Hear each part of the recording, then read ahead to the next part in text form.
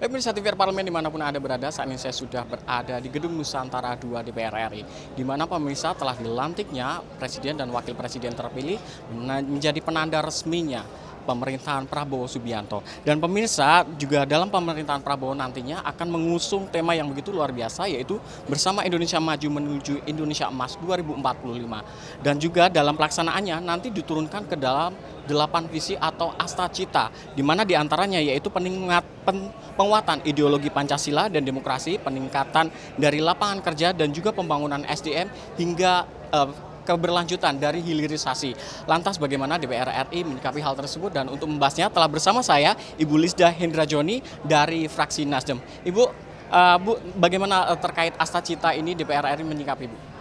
Ya, kami pertama-tama mengucapkan selamat dulu ya kepada Pak Presiden dan juga Wakil Presiden. Insya Allah apa yang dicita-citakan menjadi visi misi beliau dapat ini juga menjadi harapan dari segenap masyarakat Indonesia, tentunya ini dapat terwujud ya dengan kebersamaan kita semua.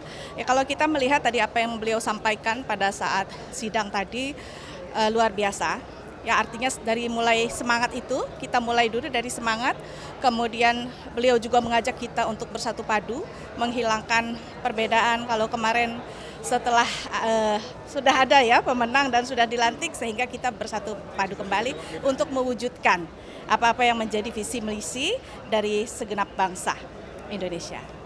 Tadi kan juga disampaikan dalam pelantikannya itu terkait target pertumbuhan ekonomi 8%. Masih relevan belum sih, Bu, itu dengan kondisi ekonomi Indonesia pada saat ini? Ya, kalau kita dengar tadi beliau kan memang sudah mengumpulkan segenap ahli-ahli ya, tentunya di bidangnya.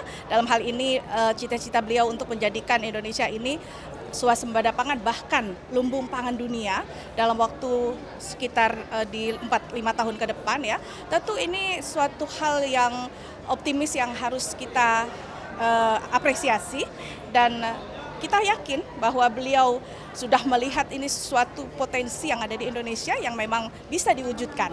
Nah, tentunya dengan ahli-ahli yang tadi beliau sampaikan, saya yakin, saya optimis ya.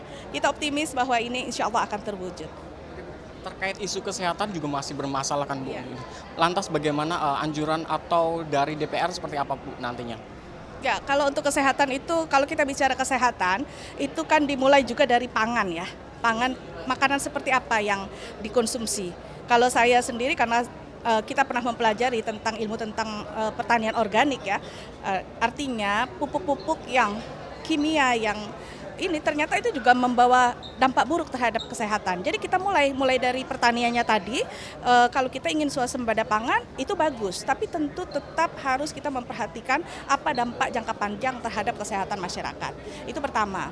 Yang selanjutnya tentu pola hidup, gaya hidup yang harus betul-betul dilaksanakan dalam hal ini melalui sosialisasi, kemudian menggerakkan seluruh ininya ya, mulai dari ya kesehatan, tenaga kesehatan sudah pasti, dan seperti posyandu itu diaktifkan ya, dari PKK, dari unsur-unsur masyarakat juga diaktifkan untuk sama-sama kita menggerakkan bagaimana masyarakat ini bisa bergaya hidup sehat, pola hidup sehat ya, mulai dari berolahraga, makanan yang sehat, pemilihan makanan. Kalau kita melihat di lapangan, banyak masyarakat itu yang kurang gizi, padahal di lingkungannya itu bergizi semua.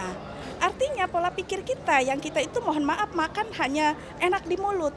Nah, kalau sekarang kita harus makan pakai otak. Dalam artian makanan ini mungkin kurang enak di mulut, tapi ini baik untuk kesehatan kita, itu yang kita makan. Ya, jadi banyak sekali PR kita di situ, tapi saya yakinlah, kita harus yakin bahwa optimis bahwa dari cita-cita ini kita akan sama-sama wujudkan. Terakhir, Bu, terang harapan dalam pemerintahan baru ini seperti apa, Ibu? Ya, tentu harapannya apa yang sudah baik tentu harus kita pertahankan. Yang masih harus ditingkatkan tentu harus kita tingkatkan. Dan kalau kami sendiri, karena kita di lapangan ya Mas ya, mulai dari kemiskinan, stunting ya, kemudian masalah pendidikan yang kami kemarin ya di masa sidang terakhir itu kan memang kita temu nih permasalahan dari pendidikan itu seperti apa. Nah, ini saatnya untuk betul-betul kita membangun sistem pendidikan kita, mulai dari infrastrukturnya secara fisiknya maupun juga secara kemampuan SDM-nya seperti itu. Jadi kalau memang anggarannya benar-benar dipakai untuk pendidikan ya, yang 20% tadi, saya kira tidak akan ada lagi kekurangan sekolah atau ketimpangan yang terlalu jauh antara sekolah yang dianggap favorit sama yang dianggap biasa-biasa saja seperti itu. Saya kira ini adalah hak warga negara untuk bisa mendapatkan pendidikan yang sebaik-baiknya untuk mereka.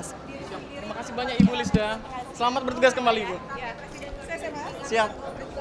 Baik pemirsa, demikianlah wawancara saya dengan salah satu anggota DPR RI yaitu Ibu Lisda. Dan terima kasih pemirsa atas perhatian Anda dan saya kembalikan ke rekan saya di studio.